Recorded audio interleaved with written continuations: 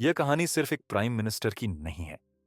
यह कहानी है एक ऐसे इंसान की जिसने मॉडर्न इंडिया की नींव रखी, पर उन्हीं के कुछ फैसले आज भी डिबेट का हिस्सा हैं। इस वीडियो में आप जानेंगे कैसे भगत सिंह और रेवोल्यूशनरी सोच ने एक नौजवान नेहरू को बदला और उन्हें पूर्ण स्वराज तक ले आया। कैसे 1946 में कांग्रेस के अंदर पटेल और नेहरू के बीच हुआ पावर इक्वेशन आज भी एक पॉलिटिकल मिस्ट्री है। कैसे दुनिया की सबसे बड़ी सीट, यूएन सिक्योरिटी काउंसिल की स्थायी सीट, भारत को ऑफर हुई थी और नेहरू ने उसे चीन के लिए रिकमेंड कर दिया। कैसे पंचशील ने दोस्ती की उम्मीद जगाई और अचानक 1962 में चीन ने भारत पर हमला कर दिया। कैसे कश्मीर और नॉर्थ ईस्ट में नेहरू के फैसलों ने नई चुनौतियां पैदा की और कैसे IIT, AIIMS, steel plants, dams और साइंटिफिक इंस्टीट्यूशंस ने इंडिया को 21वीं सदी की पावर बनाया। सस्पेंस, इतिहास, राजनीति और पर्सनालिटी का ऐसा मेल जो आपको नेहरू को समझने का एक नया नजरिया देगा। ना हीरो, ना विलेन, बस इंसान।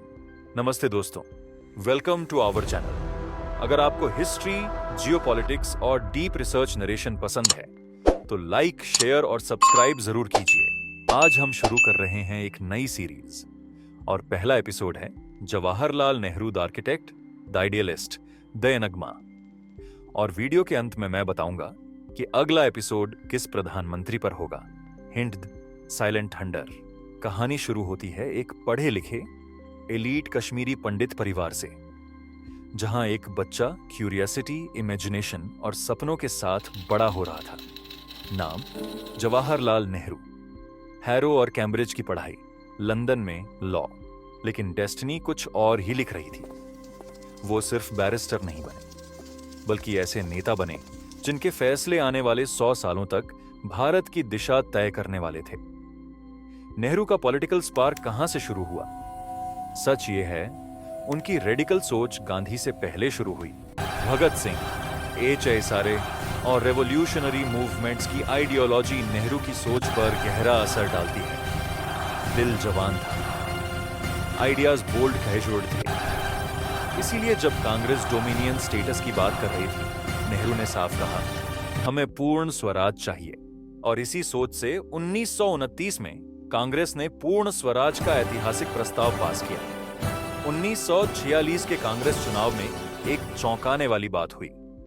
15 प्रदेश कांग्रेस कमेटियों ने पटेल का नाम भेजा, 0 कमेटियों ने नेहरू का।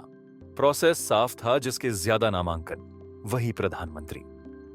लेकिन गांधी ने एक अलग तस्वीर देखी। उन्हें लगा ग्लोबल पर्सपेक्टिव के लिए नेहरू बेहतर होंगे। कहा जाता है गांधी ने पटेल से अनुरोध किया, जवाहरलाल को लीडरशिप मिलनी चाहिए। पटेल ने देश को खुद से ऊपर रखा। बिना कड़वाहट उन्होंने अपना नाम वापस लिया और इस तरह जवाहरलाल नेहरू स्वतंत्र भारत के पहले प्रधानमंत्री बने। यह फैसला आज भी डिबेट का हिस्सा है, लेकिन इस सीरीज में हम किसी को रॉन्ग प्रूव नहीं करते। हम सिर्फ फैक्ट्स और मानवीय फैसलों की गहराई समझते हैं। अब बात करते हैं नेहरू की उन उपलब्धियों की जिन्होंने इंडिया को मॉडर्न राष्ट्र बनाया। आईआईटी की स्थापना खड़गपुर, बॉम्बे, मद्रास, कानपुर।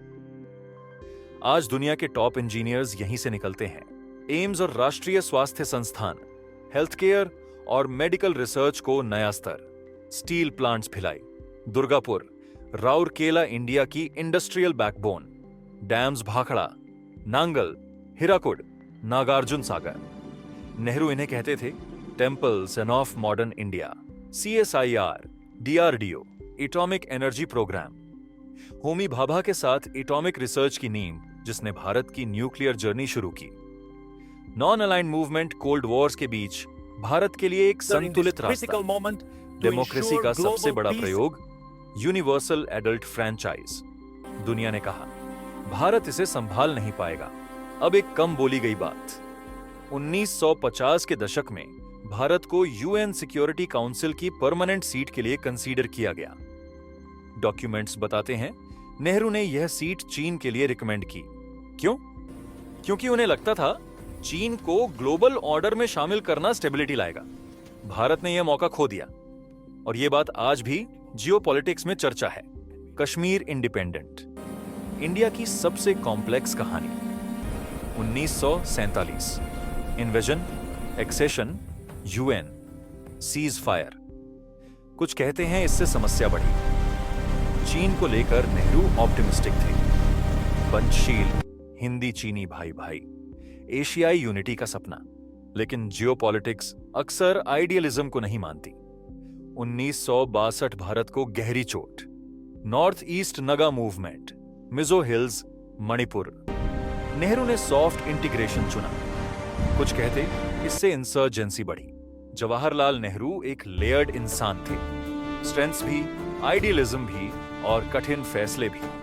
अब तैयार हो जाइए अगले एपिसोड के लिए, Lal Bahadur Shastri the silent thunder. मिलते हैं अगले वीडियो में। जय हिंद।